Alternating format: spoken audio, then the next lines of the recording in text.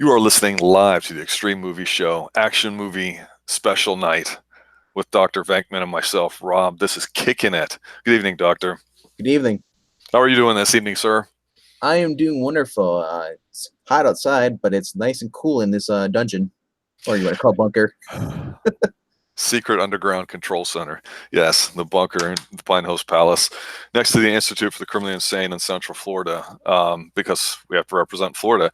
Tonight, we're shifting gears and moving away from Chuck Norris for the moment and going on to another martial artist, and that would be Steven Seagal, 1988's Above the Law. So, as an elder statesman compared to you, millennial, because you are, I mean, let's be honest, you have to own that. Had you seen Steven Seagal films by the time you had seen this movie recently? Yeah, I had seen a couple before. I saw Hard to Kill, which I believe is his best one out of all the ones done. Yeah, the only other one I saw besides this one and Hard to Kill were the other Under Siege movies, Right. which were okay. You know, either you love Seagal or you hate Seagal. You know, So it sounds like you hate Seagal. I don't hate him. I just don't find him as appealing as the other people that could be doing the movies. You know. So going into this movie Above the Law, had you actually seen this movie or not? No, I've never seen this movie before, but I'd heard about it. Mm-hmm. I just never got around to watching it. So for those who aren't familiar with Steven Seagal or actually have an opinion about Steven Seagal from the past 10 to 15 years, when this movie came out in the late 80s, this was, I'll just give you the my perspective. It was definitely different because you had a lot of basic karate. You, of course, martial arts were really, really huge in the 70s and the 80s. They were definitely a specialty that was really had a very solid place in the movies in the 80s. And we talked about Chuck Norris first because it was in the early 80s, and like on our other Xtreme movie show, the Top 10 Tuesdays, where we've been going over the top 10 movies of 80, 81. We're going to be doing 87 next week. Obviously Chuck Norris had a really strong presence, and what was interesting for me is hearing you talk about how you saw Chuck Norris grow from film to film and how they built stuff up around it. And I think for this movie here, the surprise for Above the Law is, one, Steven Seagal's got a very good screen presence, in my opinion. His Aikido was totally different. The bone breaking, the neck breaking, the snapping, all that kind of stuff, totally different look than what you had with Chuck Norris. And three, this particular film, they overdid it. They shot it really well. They had almost too much plot to follow. They had a lot of great supporting casts. I'm not going to say it's his greatest film yet, but I think it's a very solid film. Although I think you said you found it a bit slow. True? It was slow, and I didn't. When I first went into this, I didn't realize it was gonna be a drama. I thought because I saw Hard to Kill, and I thought it'd be like, okay, maybe it's be an action, and it ended up being kind of slow. So luckily I'm already slow. I'm used to the slow movies. I watched the early Chuck Norris ones where when you're in the drama, but then you got to the action scene and it made up for it. And this kind of took a little too long to get to the action scene for me. This was, it's different though because it's you see Sharon Stone there. It's like, I think it's her first time I've seen her. I don't know if she's in other movies before this, but she plays Nico, aka Steven Seagal's wife. Mm-hmm. They have a child together. So, and she had a few roles in there, but I remember seeing her like in just Total Recall where she's just a total badass. Here she's a meek little scared wife. So it just felt so out of character for me. And I think the interesting thing about what you just said there too is because you've seen movies out of order in terms of the years they were released, that you like for Sharon Stone, you have a view of it. You may have had a view on Seagal because everyone goes, oh, he makes these fat direct-to-video movies where he sits around and it's quick cut and you don't see anything. And we'll just talk about the deliciousness of these first couple of films because these are ones that are really, to me, the highlight of his career. And the smart thing about this movie, Above the Law, was they actually built it around his character. So the story behind it is that while he was teaching, he had a student that ended up being, I guess, his agent, and his agent basically, or became like a movie agent first, and said, hey, Seagal, I can make you a movie star. and then basically that's how it all got started. And they threw him in there. And you know what? The guy was right. He had a good eye, because I think he comes across well. But again, they make him a Sicilian, an Italian guy in Chicago. They filmed it on location, so it looks great. The supporting actors are really fine. They even showed at the beginning of the movie some scenes of him training. So they're giving you a preview of what's going to happen, or at least what his skill level is. He's a tall, big dude. He's not 5'4", 100 pounds, like, a martial artist might be in a Marvel film or something. But you're right. Sharon Stone, you don't know anything about her, but they're showing him as the family man, as a bit of a hothead. But the thing about Seagal films is he really likes to go for the whole undercover CIA thing. And so they show him in Vietnam, and the group he's with starts to torture somebody. He gets hot about it, ends up leaving.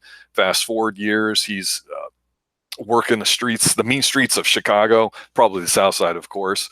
And he's got a black female partner, strong role. That's Foxy Brown for the people that have an eye on that. And he finds some C4, and it's like, hey, now regular South Side people don't have C4. Something's going on. And then, of course, the feds come in, and you're absolutely right. It's a cop, not procedural, I would say, but it's really, really thick on the setup. But there's a lot of delivery that he does very well with those lines, what he's given with the looks that he has. So even though it's a drama at the beginning, I still think he's doing well. It's a cop drama, and it kind of, when I watch this, it kind of relates to this watching a regular TV cop drama. They're trying to stop the bad guys. They think they're shipping something. They think they're shipping drugs. Turns out to be C4. And here he is, the cop who's got the bad attitude. He's the rebel. He's like, I'm gonna do what I have to do with this to get these bad guys. I don't care what anybody says. So it's him taking on corrupt officials. The system. Yeah, the system. It goes all the way to the top. but I have no ill feelings towards Seagal. I mean, he is good at what he does. I grew up watching when I was younger. Like, I used to watch the WWF wrestling. So they had this guy called Razor Ramon, who was kind of based. He was based off Seagal. The bad guy. Yes, the bad guy with the toothpick, and that's what. So whenever I watch the Seagal movie, it's like I think of Razor Ramon. I love Razor Ramon, and he based that off of Scarface. But the thing I think is that when you watch Seagal, he's got this nice glare, and of course, he has that whisper. He talks like this, and people get offended by it. But the neat thing is there's a grittiness to Seagal films, at least on the ones we're talking about, that don't exist with Norris films.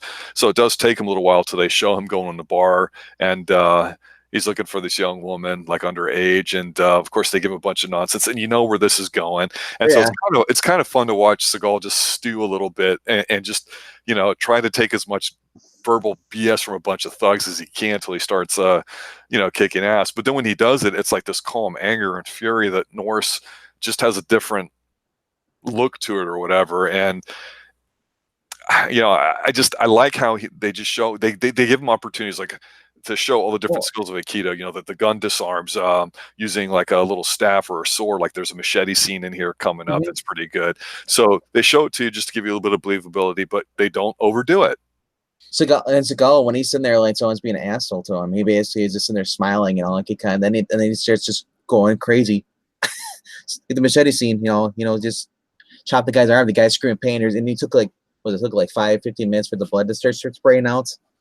So yeah, I mean, there was definitely some over the top scenes, but the first big scene in the bar where he beats somebody up and he finds the little girl with the guy, and he just starts roughing him up, bashing the kid's face into the cocaine on the mirror, and part of you's like, fuck yeah, this is really, really good. This is the shit. This is gritty. This is real. This isn't Chuck Norris, where it's just kind of like overseas, I'm a whatever, this or that, or ninjas. It's like the gritty mean streets, and it's just, like I say, it's a different feel to it. So a lot of stuff actually does happen, like you said, until you really get to the meat and potatoes of what's going on. And there's a big shootout and everything, but you're like, big deal, it's a shootout. But he is on cars a lot, and it makes me think of TJ Hooker. There was an old Saturday Night Live skit where TJ Hooker, who was a cop played by William Shatner on the TV show in the 80s, that he would ride on the hood of his car a lot and everything. But Seagal liked to do a lot of his own stunts, at least back then he would. And again, they kind of would tether the film around it. So you see him in all this, but it does take a while until this thing really starts to take off, because about halfway through the film, you're like, okay, I got the feds, I got his team, I got him getting pissed off, I got these guys. Then you're like, well, holy shit, they blow up, a church. I mean, with C4, and you're like, okay, now things are starting to get a little bit dark, and uh, yeah, I mean, you're definitely halfway through the film, and you're like, when the hell's the shit gonna hit the fan? Because you're right, it Yeah. doesn't until the end. And this has a little. Remember watching Commando? They had the little jerk guy, he's kind of like That little weasel. Little weasel, yeah. This has his own little weasel here in this movie too. Mhm. He plays Tony Salvino, Yes. and it's played by Daniel Ferrotto. He's in Criminal Minds right now, Hmm. or was on Criminal Minds Beyond Borders. That's what he's known for. But he was good at his role. He was just like the restaurant owner, and it's just like he's untouchable, and then he's working for the CIA guy. Was it Henry Silva? Hmm. It was. So yeah, he played the little annoying little jerk, thinking like kind of like a Joe Pesci type. It's like you can't touch me, you know. That guy, he's like, I thought when him throwing him into there, just the mix of it, just to really irritate him. Nico's character. Hmm. I thought that was pretty good, throwing in, because usually those movies, there's not that many. You watch a boring movie, there's not that many people that hold your interest. That guy actually held my interest for being the little pipsqueak, Yeah, and like I say, that there's a lot of great B-level people in this film that help carry it, because it's literally halfway through the film till you get to what I would call really the second big fight sequence that he has, and it's where he's looking for Sabino, and then all of a sudden these guys are come up to beat the shit out of him, and this is the scene that you're talking about with the machete. Um, he does a great job of just showing you a couple different skills, beating the shit out of guys. He chops the one dude's arm off, and the blood's squirting out, and you're like, holy shit, this is pretty graphic. And then the brothers are standing on the corner. He's like, what it is? And he's just kind of like, yeah, all right, whatever, Steve. Unfortunately, I will have to point out that you see Steven Seagal run, and a lot of people give him a lot of shit for it in all his movies, cutting it up, saying he runs really, really, really bad.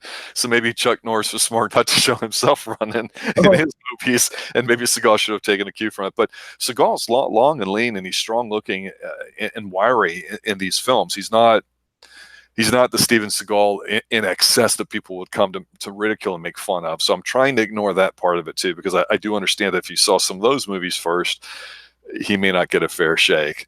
What's that? I was gonna say, do you remember who else was a key actor for people who are older, who might remember watching these movies in the 70s and 80s? This actor was in there, Tomilis Rasulala. He was in the movies Lily Dynamite. Do you remember that from the 70s? He's also in Blackula, 1972. Oh yeah, Blackula. That's a good one. So it is. That's he was in this movie as well. Yeah, and Pam Grier. He was a deputy. Well, the movie kind of basically gets about 2/3 of the way done, and you're like, okay, I see what's going on with this. He's going to meet the bad guy, and it's going to come to a head with his old CIA boss. So the FBI guy that basically, he's not a pussy about it, but he's just very federal. Yeah, you're going to have to be off the case, blah, blah, blah, which again, they stole from TJ Hooker. You're off the case. Yeah. He gets a little smarmy, and so part of you likes the fact that Steven Seagal is an asshole, because he's an asshole at the right time doing asshole things, which Chuck Norris really didn't do. No. And at this point, we haven't talked about Van Damme yet. Yeah, that's again a totally different look. So this, again, it's new, it's a bit fresh. Things are starting to happen. They show him talking Japanese at a convention. Their senator gets involved, and then this is basically when about the shit gets ready to hit the fan. So before we talk about that, let's take a look at the comments that we've got. We got Chrononaut is in channel. Good evening, sir. Christy is in as well. Christy, I tweeted you. I tweeted a lot of people out there. Thank you for retweeting. We've got 7 people watching now. That is fantastic, because it's all about Above the Law, Steven Seagal. This is just a good film. We also got an Englentine in the chat too. He looks like he may be in channel as well, because the whole thing with I Love Comics is that channel is just so uber and so over. It is the gold standard of what comic book channels are, in my opinion. Because Englentine, as we like to basically say, he is the curator of comics. He is the lover of lists, all things lists. He is the semi-shadow band singer that we all know. He is the GOAT. That's what he is. The channel being shadow band, he's the GOAT, and he loves doing lists. He's the Chris Jericho. Yes, 1,004. And the thing too is when we get to 100 views on one of our martial arts ones, we're going to have a special prize for the entire audience, which will be revealed at that time, as well as the fact that we picked up 8 viewers since yesterday. So we're at 90, almost at 100 for the entire channel, sir. Man, they're really pushing it for me. Okay. So let's just talk about what we kind of remember a little bit here towards the end. I mean, to your point, this movie is a little longer than 90 minutes. It's about an hour and 45 minutes. Not a lot's happened action-wise. You've just gotten a taste of it. They haven't overdone it. I've always said that my preference for action films is really the hand-to-hand combat type, mano-a-mano. I don't mind the occasional gadget, but as far as guns, I just want to see people beat the shit out of each other. Now, for you, I know you like guns. I'm not saying that I don't necessarily either, but for you, were you let down to this point in the movie because there was so little action? I was getting there. I was watching it late at night, which doesn't help either when it's dark and you're watching it. So then I'm got the sound of my fan humming in my room, so just for some air. Mm-hmm. So I'm already starting to fall asleep at this point until they started the action as far as again the garage scene, parking garage, where he's backing the car up and he basically runs over Tony Savino. Yeah, now for this scene, let me go ahead and set this up. This is the point where he's had to basically send his wife away. He's had to turn in his badge. He literally is a lone wolf. He's a renegade. Like Lone Wolf McQuaid. Yeah, he's on his own here, and he knows it. But just there's a scene where he's talking with his old boss on the rooftop of the building you're talking about at night with the Chicago as a backdrop, and he is just so pissed and furious. And you're like, damn it, Seagal's really just giving it to you. I mean, he's got more range here than I think I've seen in almost anything he's done in the past 15 years. Again, this performance to me is just dynamite, and the boss is pretty good too. So obviously there's going to be this huge action sequence coming up because it involves the boss, and then of course the boss's boss. So yeah, they're all walking them down. They're in there. There's some great lines now. Are we killing our own senators now? Because Steven Seagal always liked to involve the government meta stuff before anybody else really did, honestly. And I do appreciate the fact that he kind of stuck to that. So before I forget, though, he had the actual deputy of police, the captain. He had the bears kind of like they had from what was it that and John was it John Candy? Oh no, that or what was that? Okay, so for the people that don't know, that there's somebody that has a really noticeable Chicago accent in here, and he's a cop. That guy actually was a legitimate cop that they said, you know what, for authenticity purposes, let's just get this guy in the film. And you know what, he definitely stands out because he's got the Bears, Chicago, Bratwurst kind of sound to him. Not quite nasally, but that Midwestern, almost he's wearing the hat. Yeah. And of course, this is in the 80s when Chicago was really big with Mike Ditka being their head coach. Yep. And he had already won the Super Bowl, so it definitely fits. I mean, that's a good little segue there, because Saturday Night Live used to make fun of that because the answer to everything was the Bears. So Godzilla versus Mike Ditka. Oh, I don't know. Godzilla's got that electric breath, but it's going to be Mike Ditka, but it's close. And then they would just say the Bears. People marked out for it. But you're right, that was definitely in here too. That was very noticeable. I was like, is this a gag? Or like, oh, it's a guy's just being here. He's wearing it. Was he wearing? I don't know if he was wearing the Cubs hat or if he was wearing the Bears hat. I think he was wearing the Bears. Yeah, South side would be the White Sox, North side would be like Ferris Bueller would be the Cubs. That's just how that was back then, and still is, of course. Those dividing lines. Yes, because I was almost disappointed with the lack of action too, to be honest, because I wanted a little bit more of that. And there's a few shootouts, but this scene starts to get going here. There is definitely a bit of a shootout, and so Seagal ends up getting into a car, shows his defensive driving skills, and there's a whole group of people he has to tackle. And the one scene that you just don't think is coming, he ends up getting the back window of his car shot out. A guy's on the back of it, and he runs literally in reverse all the way, on this elevated garage all the way to the back, where the guy just falls out the fucking window. It's fantastic. Yeah, right? I mean, you're like, holy shit, did that just happen? I The mean, guy's and you're like, damn it, that's good yeah, stuff. the little pipsqueak. He's like, help me, and he falls and it's flat. And the guy like falls in it, and of course you see the Chicago L station there too. Exactly. But if anything, So that Seagal, before he indulged in a lot of things, whoever made the decisions to show some restraint in here definitely upped the ante because the next scene's even better. uh, especially with the CIA agent, where the guy likes the guys like this guy has like a fetish for like or doing with I think a truth serum. I think he does. I'm not sure what he's injecting into him. I know it was never clear. It's probably sodium pentothal, truth serum. Yeah. You used to hear referenced a lot in movies back then. Not sure how legit that is, but the guy was the torture dude. He was responsible for getting the info out of you. Yeah, that's why Nico in Vietnam he said, "Screw this, I'm not doing this anymore." You know, he left. So much like the original Lion King ripping off the hero's journey of Joseph Campbell, this whole circle of life, here we are again. It's just in the future, except for this time, the shoe's on the other proverbial foot, and they've actually captured Nico, Steven Seagal, and they're sitting it down. So the guy's got the garrote around his throat. Everybody's standing behind him. And then you get the Goonie guy talking to him, giving him a bunch of shit, just starts wailing on Seagal and just blooding his face to complete pulp. And Seagal's got that slick back hair thing going on, and he's just the Crimson Mask, to use the old reference from wrestling there too. He's just bleeding all over the place, and of course he's just staring at him. He's just staring at him. You're like, okay, how the hell is he going to get out of here? And the bad dude's got the syringe, and he's getting ready to just take care of Seagal, and he says something smart ass like, "The problem is you should have killed me," blah blah blah. But he leans in too far. You remember what happens then? I can't remember if he headbutts him or how Seagal gets out, but I remember Seagal gets loose and he breaks the guy's arm, and the guy screams at plane, and then I forgot if he, I think he shot him. Can't remember how he killed him.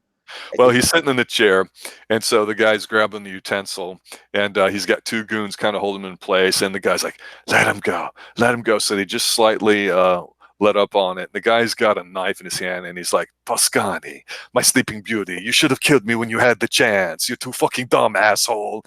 Then he wails him in the balls, kicks him. Seagal flips the dude. He does the little Aikido thing with the shotgun, makes them shoot two different dudes. Then he clocks the one dude. Then the guy comes at him with the knife that he was going to whack him with. And then that comes into the great gift where he just absolutely just wrecks his entire arm and dislocates it at the elbow. Then he does the whole, what we'd call in wrestling, the dragon sleeper hold, and just breaks his friggin' neck, and he's a bloody mess. And he's got this look on his face like, fuck yeah. And I'm like, at this point, I'm 100% wood, all 9 inches, and I'm just like, the movie should end right here, because this is fantastic. This is what I wanted, 2 hours worth of. Right. I just don't know if I could have taken that much. You need a little bit of a build up for it, and then of course, he kind of hobbles back, and it's pretty much about the end of the movie. Yeah. This movie, I would summarize it up being like Punisher season 2. You're waiting for the action, and then when you get it, it's like it's so short. You want more, but then that's it. Yeah. So I mean, just. My final thoughts on it basically was, watching it, I remember pretty much the same way you did. Above the Law by Steven Seagal. I'm like, okay, it's a little slow. It's not what I remembered out of Steven Seagal films, which would be some of the next ones we'll cover soon. But I do remember it being okay. And then rewatching it a couple of times the past few weeks, I just was surprised going, no, this is actually a decent, solid film. If you took even the martial arts out of it a little bit, it's solid. It's got a ton of plot, almost too much probably to follow. It's not just a cheap martial arts film or an action vehicle. It's a legitimate, I would call it a crime drama that has martial arts in it. And I think for Seagal, or for anybody debuting in like your late 30s or whatever he was at the time, I think it's a resounding success.